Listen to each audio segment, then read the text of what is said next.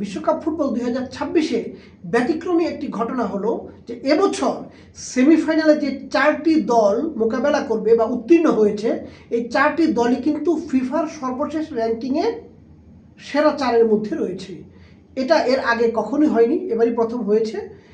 এবং এটার মধ্য দিয়ে বিশ্বকাপ এবার একটি যথাযথ চ্যাম্পিয়ন আমাদেরকে উপহার দিবে।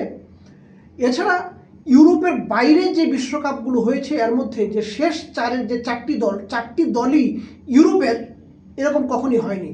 যেরকমটা 2006 এবং 2018 সালে রাশিয়া এবং জার্মানিতে যে বিশ্বকাপ হয়েছিল, সেখানে শেষ 4টি দলই ছিল ইউরোপের।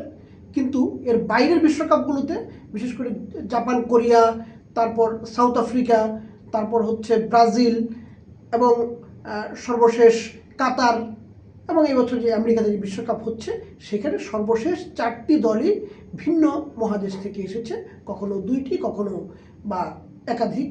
কিন্তু এবছর এসেছে লাতিন আমেরিকা থেকে শুধুমাত্র আর্জেন্টিনা, আর ইউরোপ থেকে 3টি দেশ।